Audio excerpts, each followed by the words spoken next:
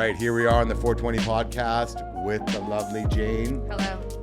So for those of you who have been working with 420 for a long time, you will remember Jayne. She was one of our consultants that we worked with, just an unbelievable human being. She is now not working in the cannabis space anymore. No, not at all. I'm now in human design, more spiritual based. Yeah. Which is more aligned to my purpose, I think. Yeah, that's awesome. Yeah, definitely. Yeah. It's awesome. Yeah, I know. And I, as much as we loved having you here, right? I always kind of thought that, you sitting behind a desk, doing the minutia of, calling municipalities for zoning and what have you, the stuff that you used to do, was kind of like not really you, right? Totally. Like you have this amazing spirit about you that, that wanted to be set free. I almost thought at times, yeah, right? Totally. I think working for BC Craft made me realize what I don't want to be doing. And I think one of those things is just working for someone else. As much as I loved working with you and for you, I realized that I do have this sort of creative desire to create my own stuff and, control my own path. Yeah. I think. Yeah. And I'm the same way, really, right? Like as much as I've been grateful for every, paycheck I've ever gotten from somebody else. There's something to be said for being in control of your own pathway and your own kind of life, so to speak. Yeah, right? Like exactly. You don't answer to anybody except, the people you got to pay the rent to or whatever, right? Ultimately you answer to somebody, but yeah, you're in control of your own world and being in business for yourself is very exciting, but it can also cannot be exciting, right? Totally. It can be overwhelming. It's like, that's where I'm at right now, is kind of like in this really uncertain time, where am I going to take it next? And it's easy to get overwhelmed, but then I just sort of, bring it back, being like, what, at the end of the day, I'm safe. I've got money in my bank account. I'm going to make it. So I'm making it more exciting than anxious. Yeah. And that's awesome, right? Yeah. Like, because a lot of people start up a business and it's not that. It's they're looking at their credit card bill going up and going, how am I going to make my next payment, right? Totally. So it's really cool that you found something that is definitely a niche, right? So why don't you explain to me, because I don't even know really. I know we're going to do like a little. We're not doing a human design reading today, right? Or we're going to do like a little, I'm just going to sort of go over the basics of your energy. Yeah. I'm not going to go doing like a full reading, but we'll do Which we're going to do one day, yes, by the way. Yeah, definitely. I'm very intrigued to do that, right? So for the viewers or listeners, what am I getting into here? So basically, it's if you're familiar with astrology at all, it's based off of your birth time and date and location. Yeah. And it explains like our energies, our auras. It explains sort of the gifts and traits and abilities that we were born with. Yeah. As a society, we've become so homogenized, and we're kind of like, if you don't fit into this box, then that's not okay. And we really come away from our paths and, our true identities to, appease other people. So human design is there to help you feel into your energy and recognize what is really true to you and what is, a learned behavior or conditioning. And not all conditioning is bad. So it is, picking and choosing what conditioning actually serves you and recognizing where that conditioning is coming in. So what you're getting into is understanding those mechanics and understanding those traits that you were born with, and learning what the shadow frequency is versus what the higher frequency is, like self-blame versus self-love. This is going to be very cool. Yeah, very totally. Cool. Yeah, because I'm fascinated by this kind of the kind of like your pathway in life and the. I don't know. I don't know whether to call it like the universe, right? Like I feel like as once I got into meditation and kind of recognizing that there is a greater kind of power out there, sort of thing, right? Totally. And this may sound odd or whatever to some people that kind of haven't found that in their life, and that's cool too, right? But I have, and I definitely find that even just things like being very grateful for what's come to me, even you look at let's look at BC Craft, right? Yeah. A lot of people in my shoes could have taken away from that experience and been very bitter about it. Totally. Yeah. Right?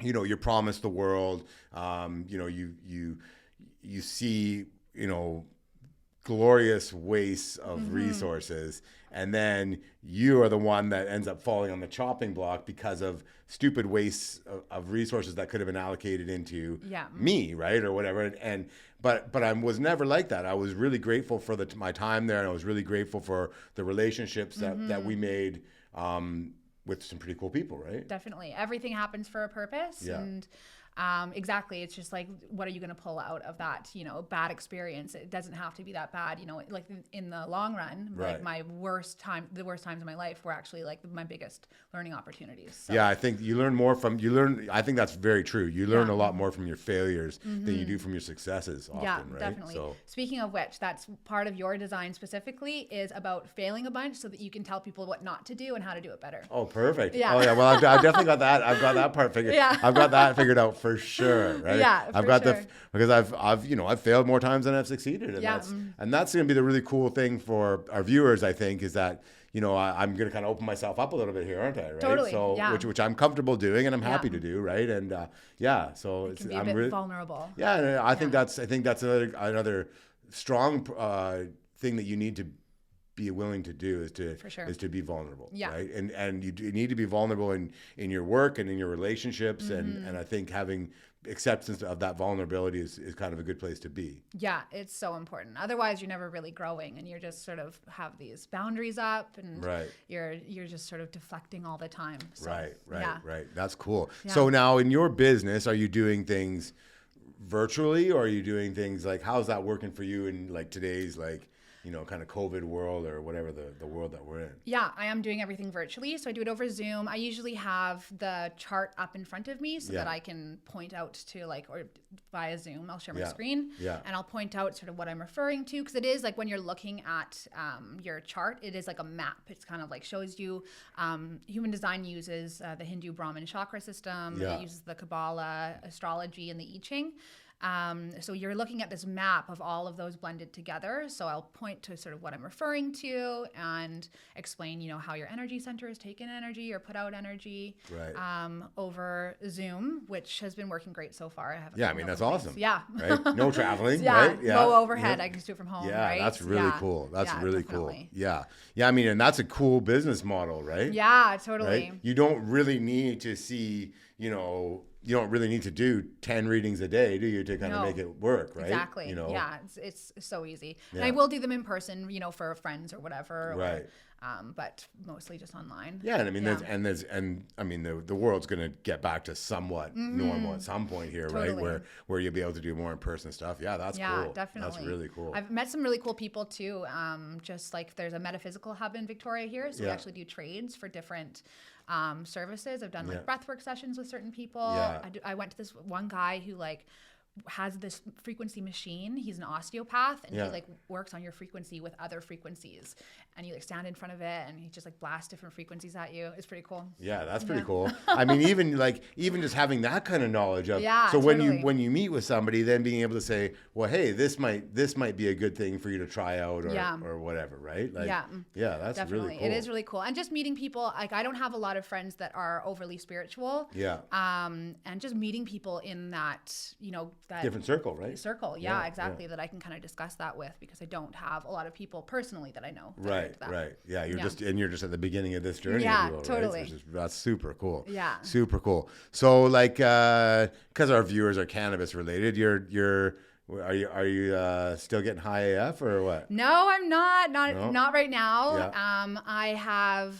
I used to be a huge stoner, to the point that it was detrimental, and I recognize that. I also attribute cannabis to my biggest awakening. Why don't you tell us that story? It was in a dark time in my life, and I started using it. I never used it in high school at all. I really didn't like it at that time, but when I was going through a really dark time, I used it, and cannabis is so good for changing your perspective and allowing you to see other things and numbing your emotions a little bit. Yes. So I used it during that time, and it just kind of made me grow up really like a lot quicker. I was a bit of a bum and I didn't see that. And oh, wow. Okay. I just, I left the house and I didn't have like a lot of the skills a lot of people leave with. Right. And so I started using it and allowed me to see that and allowed me to see how much I really didn't like myself. And I was like, wow, and I was obsessed with love. I wanted someone to love me so bad. So I started using it and I realized, how is anyone going to love me if I don't love myself? And I don't have any hobbies. I don't have any things for myself. So it really got me on this path of like, who am I? What am I doing? Like, what do I like to do? Yeah. And so that was amazing. And then I became a huge stoner and it kind of went the other way is where I was at home all the time. Everything in moderation, right? Yeah, totally. But that's really cool. That's a great story. And I think a lot of people will relate to that story. I think, there's a lot of people that suffer from pretty bad PTSD. And I know when we had Matt Waters from BC Craft on, he, like myself, suffered from PTSD, right? Yeah. And cannabis was always a gateway off of the pharmaceutical solutions to that problem. Yeah.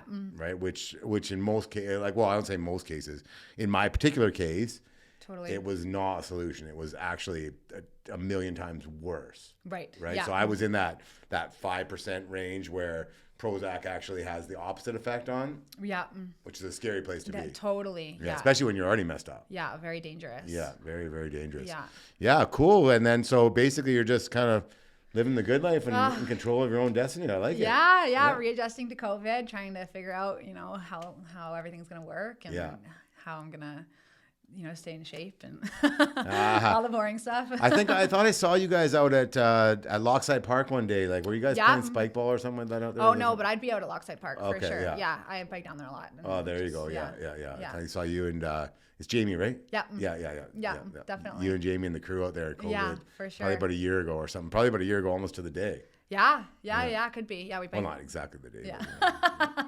Have it in your calendar. Yeah. I saw Jayne possibly and her boyfriend at How's it been going with you? Fantastic. Yeah. Yeah, fantastic. Totally. Like everything's like I bought a farm. I bought a farm out in North Saanich. What? Yeah. How did I not know that? Well, you haven't seen you in a long time. So there crazy. You go. Yeah. So my family and I bought a farm out in North Saanich, and we're going to do some hemp farming out there this year and then some cannabis next year. Cool. I kind of want to get on the page. It'll be very interesting when we do this little reading, right? Mm-hmm. If my perceived pathway, so I'll tell it to you right now. Yeah. So this is kind of where I want to be in the next 3 to 4 years. Okay. I want to be on my farm, right, growing cannabis, good cannabis, yep, and some hemp. Okay. And I want to be working from March until November. And then I want to just take 3 months off and go beautiful, enjoy life, like cruise, like see the world. I really enjoy India a lot. I'd like to, our family has a farm over there, so I'd like to go over there for like a month a year or something like that and just kind of see different parts of that country. And then, I like soccer and stuff, so go and travel and go watch the matches and that kind of stuff. Yeah. Totally. Yeah. From a human design perspective, it's human design. I totally forgot to mention. It's like the biggest part of it is all about decision making. Okay. And that's what it really comes down to, is that you decondition through tapping into your body and into the Earth's electromagnetic field. Yeah. If you think about how birds know how to fly south in the winter, our bodies know how to do the same. So it's recognizing our body's intelligence. Right. So it's not for me to be able to say that, but it's for me to tell you how to tap into that. Okay, there you go. Which would be for you, it's called a gut response, which are these sort of immediate reactions. My gut has never let me down. Yes, yeah. Whenever I've had a gut feeling about something, it's always been right. I remember the days when I was in property management, okay? And my boss was like, you got to get this place rented. You got to get this place rented. Like, it was like vacant for like 3 months. They were overcharging for it. Like, it was ridiculous. And I'm like, all right, fine, I'll get it rented, right? And my gut said, never rent to this person, right? Really? Right? But they were like applying the pressure. I'm like, okay, there you go, it's rented. Totally. And sure enough, and that's just one example, right? Totally. My gut has never let me down. Yeah, definitely. Yeah, I used to think that I was pretty intuitive with making decisions, but for me, mine is my emotions. So mine isn't my gut response, and that's one thing that I've learned over time, and especially with human design, is I can never make a decision right away. Otherwise, it's going to be the wrong one. I'm not that intuitive with decision making. Interesting. Yeah. I probably could do with a little bit of that myself. Yeah, really, right? Yeah, and that's the thing is you actually have a pretty open chart.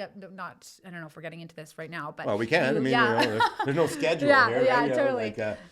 But you take in a lot of energy, and one of the things that's open is your crown center, so which means that when someone else is really excited about something and you're in their aura, you can be like, oh yeah, I'm so into that, and you get out of their aura, and then you're like, I'm actually not really into that. Why did I agree to doing that? Right. So that gut response in that moment might be sort of, from your crown center being lit up, being like, oh, I'm feeling so passionate about this, and then you walk away and you're like, oh God, no, I actually don't want to do that. Yeah, I've actually started like learning the word no. Yes, yeah, it's a good thing for you. I think that's something I just gotta learn because they're, especially in the business that I'm in, there's so many shiny objects flying around, right? Like, oh my God, there's a squirrel, or there's this, right? Like I need to stay focused on. I was literally doing it this morning. I was just writing down like what's in my kind of direct sort of in my control that I actually feel good about. Like, what do I feel good about? What projects do I feel really good about?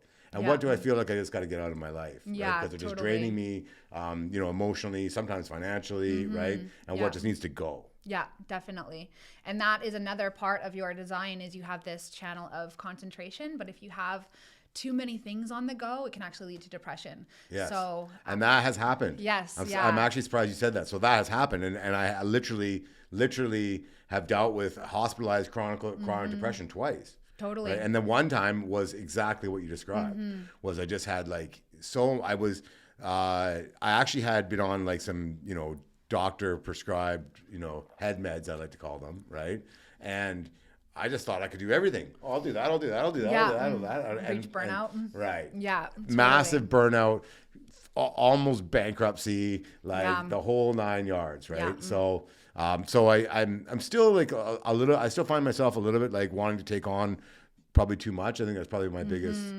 If I'm being really introspective, that's probably my personal flaw. Is I just want to do too much. Right? Yeah, definitely. Yeah. And because your aura does want to concentrate on certain things, and you get really lit up by concentrating on things that you love. But if that concentration is scattered or just even focused on the wrong things, then it leads to depression. Yeah. So so there we go. Yeah, perfect. something So there to we keep go. in mind. Yeah, and I definitely and I value these insights, right? Especially coming from some just like a spiritual place, right? Totally. Totally.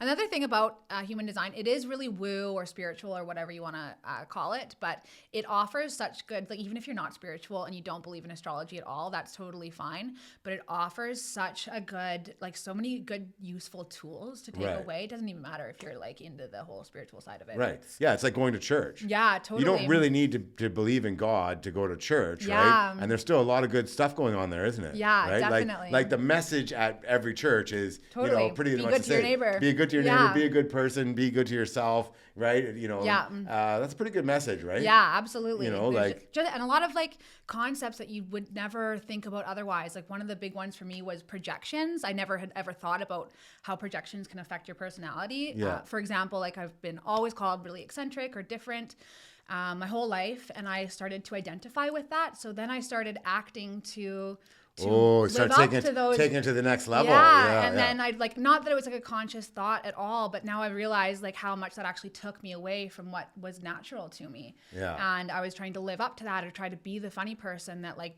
now what I is know. my actual personality? We were hoping to have more of that on the show today. Hey.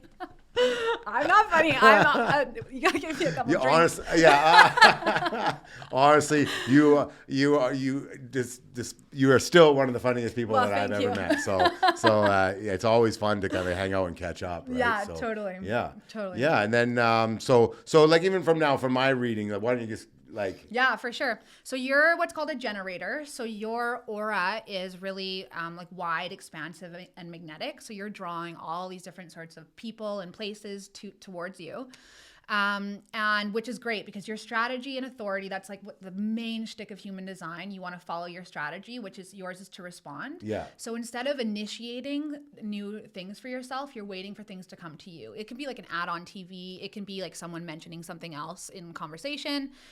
It can be so many different things, but you're responding to the things that come to you. Right. And then you're using your gut response. So your gut response is a really automatic, I might either like sit up right away when someone's talking to you, or like an automatic, or yep, or what, like just those vocal noises that come out. Right. But a lot of the time we'll go like, yeah, sure, I'll do that. And we ignore the immediate, like hesitation.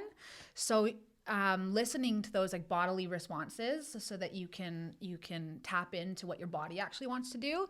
And a lot of the time it's not what our minds want to do. So it can be really easy to ignore, and you can be like, your mind is like, oh, that's not going to make me a lot of money, but your body is like, yeah, let's go for it. So it's which one's right? Yeah, right. That's the question. It takes quite a bit of time to learn to trust it. The deconditioning process is about 7 years. So you start small and then you learn to trust it more and more.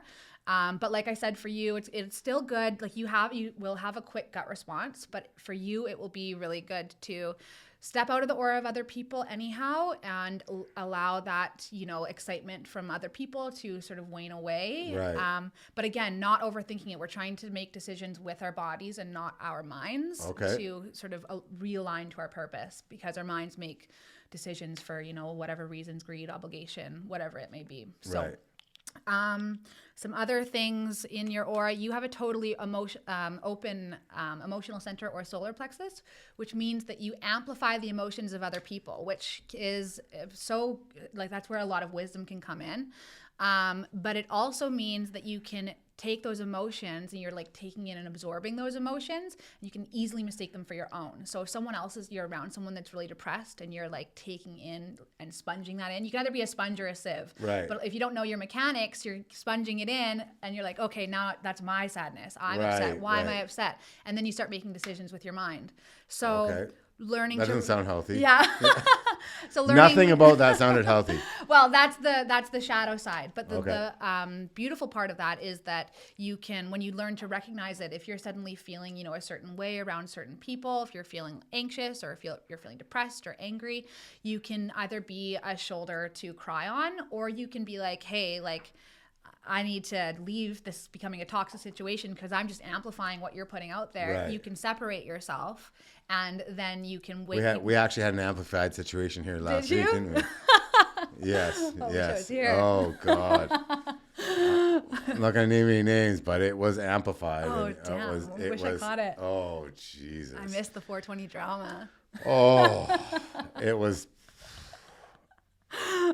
It was crazy, we'll but it exactly was what you were talking about. Totally. I was taking this individual's negativity, owning it, and then amplifying it right back at them. Yeah, and then it can create these really toxic situations. It's a very pleasant way of saying what happened. Yeah. Yeah, totally. It was an extremely toxic situation. Totally. That I'm sure poor Sam, I don't think she's ever seen anything like that before. No. It wasn't physical, but it was like extremely toxic. Yeah, totally. Yeah. So that is a big tendency of what can happen with the open or solar plexus center. You don't have any definition there. So, but it also means that you can be so wise and compassionate and really feel what other people are feeling and really understand how other people are feeling, like a total emotional empath, essentially.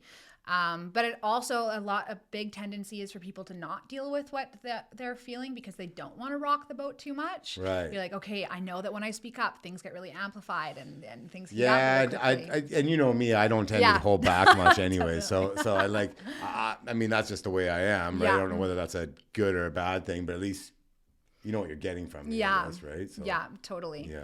So that's one to watch out for. Another thing that I wasn't surprised to see for you was that you have a totally open heart center, which is our ego.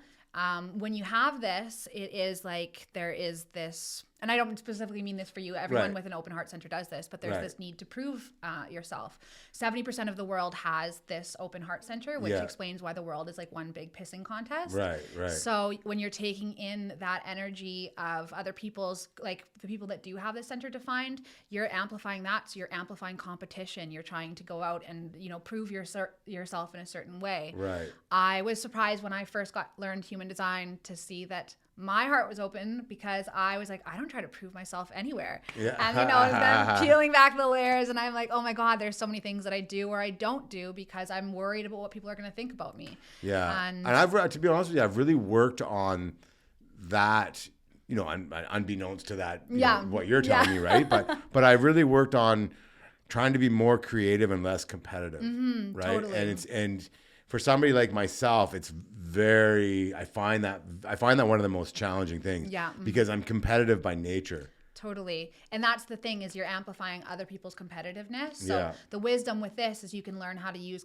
competition as a motivator, but not allow it to completely run your life. Right. But it's something that you really just like become more and more aware of. And then Yeah. you're able to sort of better discern, okay, is this really the appropriate time to be competing? Am I just, you know, like spreading myself thin because I'm trying to do everything and nothing all at once? Right. So, Yeah. Like even that first video that we filmed at Salt Spring, I said, this should be a creative industry, not a competitive industry. Yeah. Yeah. I still find myself slipping back into that. Like I find it's like really takes like an insane amount of focus on not being that person. And if I'm not focused on not being competitive, I just slip back into my old ways. Yeah. And I like literally just this conversation has kind of reminded me sometimes of, you know, you got to just kind of chill. Yeah. Yeah. Totally. Yeah. Yeah. And just watch it. And like, the easiest or the best thing I would say to do is to just like not act and to wait and to refer to your gut response, especially when you're making big decisions on like, you know, business or relationships or moves, whatever it is. Yeah. But refer to that gut response. Does your body really want to do that? Or is it your mind that's telling you, okay, no, I've got to beat this person, or I've got to start this new endeavor, or whatever it is. Yeah. Yeah. So it's been such an eye-opener to see. Yeah, and I mean, it's really cool. I guess it must be cool. Even the reading part must be cool because you're getting to like really make what can potentially be a really positive impact for those that you're doing the readings for, right? Like if they take the advice and follow the advice, you know, it's probably pretty beneficial to their day-to-day lives. Right? Yeah, definitely. I think a lot of people come just because they think it's going to be like fun, but they get so personal and so specific that you're like, okay, that's me. That's so me. Another thing that I wasn't surprised to see in your chart was you have a lot of what's called fifth lines. If anyone knows what astrology, anything about astrology, there's like houses in astrology that, you know, just give further nuance to the zodiac sign. So in human design, they're called lines. And you have a lot of fifth lines, which are a lot of, you are receiving a lot of projections. It's actually really advantageous because people see you as someone really practical and capable. You're like this messenger that's like here to deliver, you know, like, okay, this is what works, like I said. Right. But it can also backfire if you are trying to live up to projections that you just can't live up to. Right. If you're taking on roles that aren't suited for you, or if you're, you know, saying that you have the knowledge that you don't have, it suddenly goes the other way where people are like, no, Justin said he was going to do this. And that's why I have the 2-minute rule. Yeah. Yeah, totally. Yeah. And great people around me. Yeah. Right? So I think recognizing that I have that tendency to take on a lot of stuff. Yeah. Right. And making sure that I have the people on me to actually around me to help me live up to that. Yeah. Right? So, and just setting up the boundaries when you don't know. Right. That's what I need to do. Yeah. Right? Well, I think I'm pretty good now about setting up those boundaries when I don't know. Yeah. Because I just got too much other stuff on the go right now, right? So if I don't know, or I don't know somebody that does know, then I just won't take it on. Yeah, right? totally. Yeah, so otherwise it's really advantageous. You've got a lot of them. So it's like people basically like give you power or give you like responsibility, which can be, you know, a good thing if you see if handled right. Yeah, right? exactly. Yeah. With great power comes great responsibility. Yeah, right? definitely. I think that's a line from some movie, isn't it? Is it? Who knows? I don't know. It definitely is. It definitely is. I can't remember which one. Yeah. Or maybe a line from The Office. Yeah. They may have used that one. Yeah, definitely. Yeah. You actually have the channel of power in your human design. So there's like 34 channels or something. Oh, cool. The channel of power is just literally just a very powerful channel. Perfect. Very like intuitive, acoustically intuitive. Interesting. So if it doesn't sound right to you, don't do it.